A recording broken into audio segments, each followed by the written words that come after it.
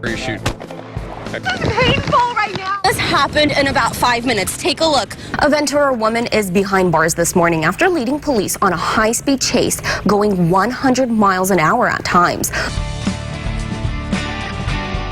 I'm Nataly Tavidian at the Egyptian Theater in Hollywood with Kevin Kline and some very darling companions. I learned that for every 100 people who apply, only one person makes it into the CHP Academy, and nearly half of those won't graduate. The search and rescue volunteers, they used cell phone technology to find the GPS coordinates of one of the lost hiker's cell phones. That's how they were eventually found. This is what the National Guard is looking for. They're looking for hotspots. They're looking for smoke to prevent fire from starting again. They wouldn't be able to get to because there are no roads leading to it. Point out the smoke that a lot of people could see off the highway right behind that the Cal Fire car behind me. 7 RVs were damaged, 2 of them totaled, including this one I'm by right now. I want to give you a look what these trees did. The benches right here shattered. Now the tree toppled over the RV right there, cutting it in half. Scott, we talked to dozens of people on the streets in Santa Maria who work a job that pays the current minimum wage, $9 an hour. You estimate about 42 gallons. Again, this is an estimate, and they are continuing to investigate what exactly the cause of this spill was. We're going to stay out here and continue to bring you the latest updates throughout the day. For now, we're live in Santa Maria. Nataly Tavidian, News Channel 3. Melissa, this is the copy of that letter with the White House seal signed by Nancy Reagan herself. She writes to Jan Bartleson, thanking her for her support as she battled cancer. We have breaking news into our newsroom. A double shooting has detectives swarming a neighborhood in Santa Maria. The gunfire broke out sometime after 6 tonight near the intersection of West Main and Oakley. News Channel 3's Nataly Tavidian is live there with the latest. Nataly, what can you tell us? Tracy, the intersection here on Main and Oakley is blocked. Several shots were fired about 1 hour ago. This is still an active investigation. Police are on the scene. So I want to point out from a distance over there, there is a black sheet covered out there, and police say that one body is there. Initially, when they arrived on scene, they said they pronounced one person dead. Another person, the other victim, was taken to Marion Regional Medical Center, and they were pronounced dead.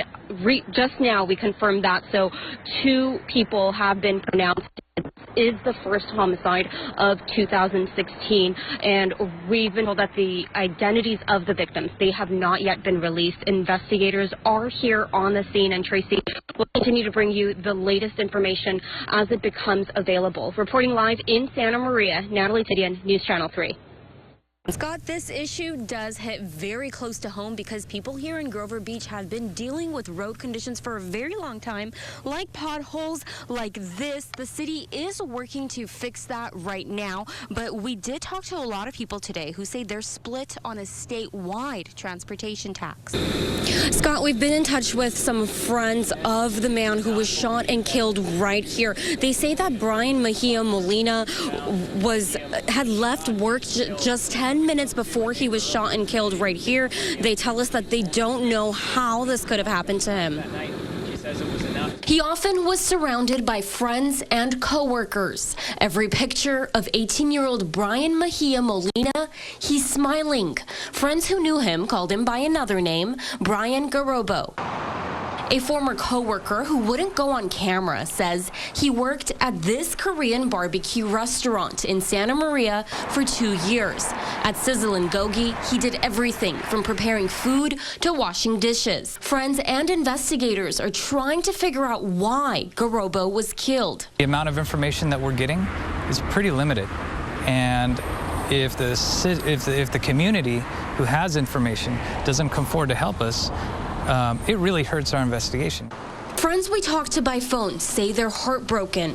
They say Garobo worked a lot, and it was all to help his younger brother and mother who live in El Salvador. Garobo moved from his home country to the Central Coast 2 years ago. On Friday night, police say the 18-year-old was shot many times. He was pronounced dead at the scene. Police don't believe this is gang-related. At this time, there's no evidence to suggest that it's gang-related. It's not. We can't rule out the possibility, but again, there's nothing that is pointing us in the direction of gang involvement at this time. Now, police are also asking anyone with more information to contact the Santa Maria Police Department. Reporting live in Santa Maria, Nataly Tavidian, KCOY 12 Central Coast News. KCOY 12's Nataly Tavidian is live in Santa Maria. Nataly, you spoke to people who say the victims were also good friends, correct? Melissa, I did, and the mood here in this neighborhood has been quiet and somber all day. You can see the memorial behind me. A lot of friends coming to pay a visit. They say they're shocked that this would happen to their friends. Rest in peace, easy, much love, Chato and J-Boy. White balloons mark the spot where two friends were shot and killed. I just couldn't sleep. They went by the nicknames Chato and J-Boy. Friends say the names fit their personalities. They were innocent people, you know. They didn't deserve to die. How do you want the world to remember them? They were funny. They were actually like down for their stuff, you know. Police say Aaron Sanchez Hernandez and Javier Murillo Sanchez were shot here near the intersection of Main and Oakley Tuesday night. Both were 23 years old. When officers got out there, Hernandez was already dead. Sanchez was taken to a hospital where he died. I was shocked. I was actually shocked because I wouldn't expect, you know, it would be Lease, you know. Like, why them? Why did they have to kill them? Friends say the two won't be forgotten. I'm feeling sad, honestly. Like, I just smile just to like hide the pain, you know, but I actually feel sad, you know. I'm just like that, I like to smile, but I feel like a lot of pain. When I'm by myself, I got nothing to do, like I used to think about like why them, like think about what they would tell me, you know. It just make me like sad. Detectives are trying to figure out still the details and the specifics of what led to the shooting. They say right now it's too soon to tell if this was gang related. Reporting live in Santa Maria, Nataly Tavidian, KCOY 12 Central Coast News. No guarantees, but it is Dr. Pepper's latest commercial, so you might catch it on Super Bowl Sunday. Live in Orchid and getting very attached to Sprite, Nataly Tavidian, KCOY 12 Central Coast News. We here at KCOY 12 are committed to bringing you stories of those who are working to make a difference and end the violence on our streets. Tonight we turn to KCOY 12's Nataly Tavidian, who is live in Napomo with the unique story of a man who uses martial arts to help young people stay out of trouble. Nataly, good evening. Melissa, it certainly is a very unique way. Now, the man who started this class, he's a pastor and a judo instructor. The kids' judo class is going on right now, and you want to talk to one of the students about what he's teaching. He's teaching a lot of these kids about honor and respect. I'm here with Austria. Austria is a green belt, and we were talking earlier about what she's been learning here. So what have you learned? How's this helped you? This has helped me because Sensei has really encouraged me with his great, inspiring words, and it has helped me to do well in school and in everything I do. And obviously you're doing very well. Austria is a green belt right now, right? Yes. There's a lot of work to get there. Yes, it was a lot of work to get there. And you can see the class going on behind us right now. Now, earlier today, we did talk with two brothers who have been here since the class started. They've been with Pastor Bob Rush since he started his judo class 15 years ago. We both have kids. My son's 2. I mean, they're both going to be 3, right? They're about the same age. And we don't want them to grow up around that atmosphere. You know, it's terrifying for me. I don't like what's going on, and if there's something we can do to prevent it, then, I mean, we both and our coach choose to do whatever it takes. Older, I would, but no. And the brothers do agree that having a mentor like Pastor Rush has made it easy for them to follow the right path, and they think that he can make a difference with the next generation. Now, Pastor Rush, he tells me that he does want to open up a judo gym in Santa Maria too, and he's looking for the resources to get there. Reporting live in Napomo, Nataly Tavidian, KCOY 12 Central Coast News. Nataly, thank you. We keep hearing that word mentor, how important that is for the community. It's huge, and it's all free of charge for those kids out there. What a great thing. Thanks. One of the teens that were rescued, he's from right here in Santa Maria, and we talked to him last night about how the hike turned dangerous. Today we spoke with the woman who spearheaded the rescue efforts. They are a highly trained team, and what some people don't know, they're all volunteers. Come here, Long-time hikers have seen the search and rescue crews in the Point Sal area before. I have seen them on other occasions. Russell Walker saw the tire marks left behind from a challenging rescue at Point Sal Trail. We saw the tracks of the vehicles having been there through very recently. Difficulty on those roads was certainly up there. Carrie Valdiviezo led the Sunday rescue efforts with a team of volunteers facing plenty of obstacles. With the rain and the fog rolling in, it's extremely dark out there. There aren't any landmarks. We talked to 17-year-old Harrison Burrell. He's one of the 4 teens who was rescued. He says the hike started out as an afternoon adventure. The sun was out, so they wanted to take the trail to the beach. High tide came in, everything just started getting darker, and it was really hard to get through there. It got dark quickly, he says. We ran out of water. We had some food, but we were trying to burn some chips and stuff. We had limited supplies. Everything was wet. We couldn't really burn anything for fire. The terrain's not too difficult. It's just your lack of visibility. The search and rescue volunteers, they used cell phone technology to find the GPS coordinates of one of the lost hikers' cell phones. That's how they were eventually found. Fortunately, they did have a cell phone that still had reception and some battery power. Burrell's mother says she's grateful for the volunteers. This isn't a job for them, this is their passion, and they go out and they rescue people. And I think because they have that area of expertise, I'm confident that they would have found them even without the cell phones. They just pushed on through. They knew that they had families, we knew they had families waiting for them, and that's always our primary thought is let's get these kids back home to their parents. The team at this rescue, they're one of 19 teams certified in mountain rescue. So they recertify every 3 years, and they take a test in snowy conditions and icy conditions and in rocky conditions to keep that certification. The team was just recertified this week. Reporting live in Santa Maria, Nataly Tavidian, News Channel 3.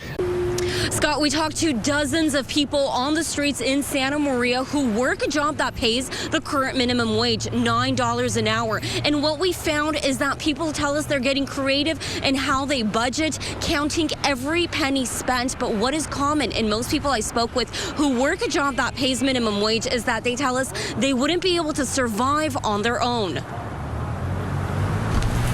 It's never ending. Can you read it? It's not easy at all. I just keep doing it and hope it'll pay off. Amanda Fumia goes into work every day in hopes of making a better life for Callie, her 2nd grade daughter. In the spring, I took 7 classes and worked 2 jobs. This is one of Amanda's jobs at a coffee shop in Santa Maria, a place she loves. But now she says it's time to get a better paying job. This year, Amanda graduated from Chapman University with a degree in criminal justice. But with that degree has come more debt. You can't do it. And the debt kind of adds up. Yeah. So much debt. You end up putting stuff on a credit card because you didn't have enough money to buy something. Jade Cardenas, it's very impossible, yes, helps people find jobs every day, many of them paying minimum wage. The ones that I talk to, they usually have 2 jobs because if they have one job, they just can't make it on their own. If they do have that one job, then they either rent out their homes, their rooms, or they bring in a family member to live with them. It's difficult for her and her clients. They feel sometimes a bit frustrated because they know that they're working and they're working hard, and that money that they're earning, there isn't any money that will be left over for saving. Everything will go once the month is over. A feeling of frustration and even heartbreak. It definitely does affect me because I'm speaking to them, and I have that empathy side of myself where I put myself in their situation, and I sometimes even take that emotional stress home, and I have to talk to somebody. So I have to call somebody, and I have to kind of like get it out. And I'm getting emotional. So it's not easy for you to see that. Cardenas says it's simple. People earning minimum wage can't make it without help from family or friends. So I was just helping a guy in the resource room. He was about 60, I would say 67, 68. He's looking for a job. Doesn't have any family members. He's older, doesn't have any transportation, and he was looking for a job. And I asked him, how are you doing?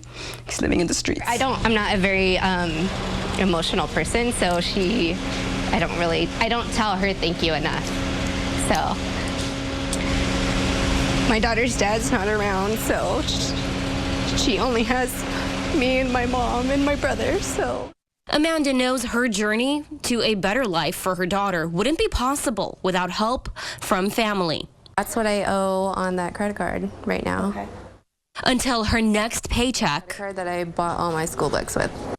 This is my checking account. So how much money should you be making on the Central Coast to survive? Researchers say that if you're an adult living with one child and you make $9 an hour, it's not enough to get by. On the Central Coast, you should be making more than double that amount. Take a look at the numbers. According to this living wage calculator, if you live in Santa Maria, Santa Barbara, or Goleta, your living wage as a single adult is $12.62. And if you have a kid, it's $24.89. 2 kids, you should be making $28.46 an hour to make ends meet. No, put your finger on it like you do. Now that Fumia is done with her own homework, she's planning to focus her energy on finding a job that pays a living wage and to secure a brighter future. I just try to find little things that I can afford to do now that will help her in the future to make it easier for her, because I'm living it right now and it's not easy. So anything I can do to help her later on, I try. Next year, California's minimum wage will go up to $10 an hour, and an initiative for $15 an hour is slated for the 2016 ballot. Reporting live in Santa Maria, Nataly Tavidian, KCOY 12 Central Coast News. Nataly, thank you. Bloody palms, a pounding heart, some cuts, scrapes, and bruises, maybe even a few tears. Journalists at the California Highway Patrol Media Boot Camp in Sacramento, they got a feel for the rigorous training involved to become a CHP officer. Our Nataly Tavidian was one of those journalists who huffed and puffed her way through. Nataly, how was it? Melissa and Scott, I'm going to leave the policing to the experts, but my one-day CHP boot camp was an eye-opening experience. I learned a lot. I learned that for every 100 people who apply, only one person makes it into the CHP Academy, and nearly half of those won't graduate. The CHP says that it's constantly looking for new recruits, and they tell us that it's getting tougher and tougher to find a good fit. Officers say this is not just a job. It's a career. David Medina is a highway patrol officer based in Santa Maria. His career requires important training and tactics so that he and his fellow officers come home safe every day. Which is why for every officer on the force, it all starts here. So I just want to absorb as much as I can. With intense training. Let's go! Before putting on the uniform, cadets go through 27 weeks of this. The insight into that training this morning, which eventually can lead to this. This is where we start our day in briefing. David Medina remembers his academy time like it was yesterday. He graduated 15 years ago. And I look back at it now and it's like, wow, that was good times back then. So to understand what Medina and all officers go through, we joined the CHP for a full day at the Academy in West Sacramento. Is this you're covering a line on the individual in front of you? This is intense. The CHP is not taking it easy on us at all. Narrowing down all the important skills. Tavidian, sir. The physical training at the academy was tough. You never know who you're going to run into that may be more physically fit than you. It's good to keep your endurance up. We're going through the same training that all the cadets go through here. 22. This training is supposed to prepare cadets physically and mentally for the rigorous part of the job as a California Highway Patrol officer. They break you down and they build you back up, so you know your strengths. They know you can recover from that. Conquering fears might be a part of it, too. You're scared or not or whatever. This is the experience of an officer, 30 years. Are you going to tell me what to yell? I'll let you do whatever you feel is right. Oh my goodness. Yeah. Okay. Yeah, I think you'll be all right. Okay, I'm terrified. Learning when and when not to use force is one of the most important factors of law enforcement training. Officers say you never know what to expect, something we learned in this situation. Taking the role of an officer, I was asked to perform a traffic stop. That's when the actor angrily charged out of the car. I don't need the wallet. No, I have the license and registration. You said you wanted my insurance. Yep. Well, you might not ever get into shooting, but you have to be prepared for what you just saw. All right, yeah. Good job. Most of the time, the officer, his demeanor he can control the situation. Officers say any basic traffic stop can turn into a high-risk situation. They want to stay away from using force. On right now? Safety's still on, okay. That bead right where you shoot. But this training teaches all the right skills to know when and how to apply it. My objective is to come home every night. The cadets must master driving. They're the best of the best, in my own opinion. So, and attending this academy, I'm seeing that on a daily basis. It's difficult to learn, but cadets like Deontay Hall have to be able to control a patrol car while it's skidding. The training, since this is a different side, everything's new. It's kind of hard because you're not used to driving fast, taking corners at 80, 90 miles an hour. And that does an issue for some people. But I do believe that you can train and get better with that. The academy is so competitive. In the next go-around, the Highway Patrol expects 10,000 applicants. Only about 400 will make it in. And when those 27 weeks are over... It's pretty nerve-wracking because you have still a lot to learn, a lot different to learn than what you learned in the academy. Once you're off of break-in, that's the best feeling you have. You're out by yourself, you're doing what you have to do, what you learned, and hopefully make it to 30 years. And again, only a portion of those will make it to the academy, graduate, and go through 27 weeks of training like you saw. Go onto our website for the CHP fountain ceremony and more exclusive web-only video of all of the trainings that I went through. Reporting in Santa Maria, Nataly Tavidian, KCOY 12 Central Coast News.